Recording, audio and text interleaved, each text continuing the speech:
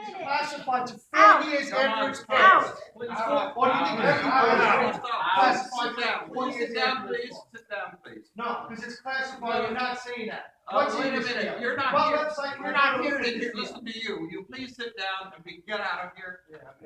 Yeah, get out of here, that would be really good.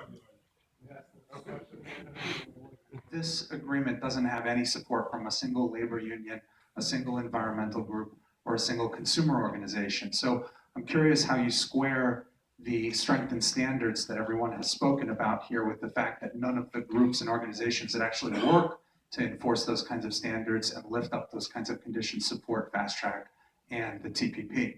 Secondly, the president has rightly called the growing income inequality and wealth inequality in this country a great moral challenge. Japan is a much more fair and equitable country than the United States is by wealth distribution and income inequality.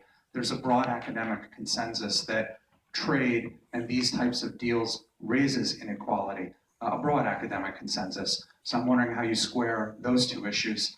Thirdly, we understand that the parts of the TPP, like the recently leaked ISDS provisions, are so toxic to public debate that they must be classified.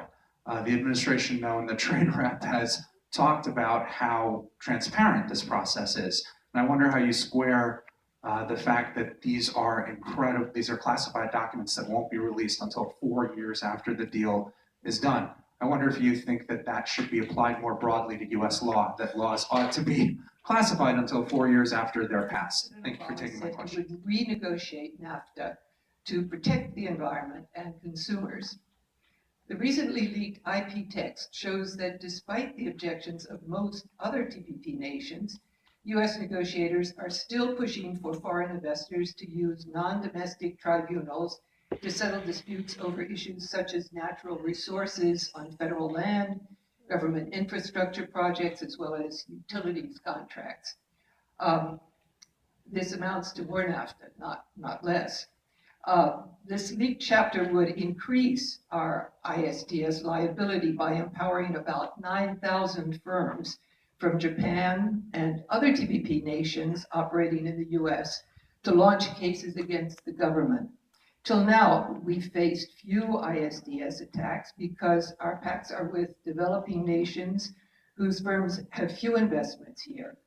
But this leak shows that the TPP would replicate the ISDS language that has already let tribunals order more than $3.6 billion in compensation to foreign investors by attacking land use rules, water, energy, and timber policies, health, safety, and environmental protections, and financial stability policies.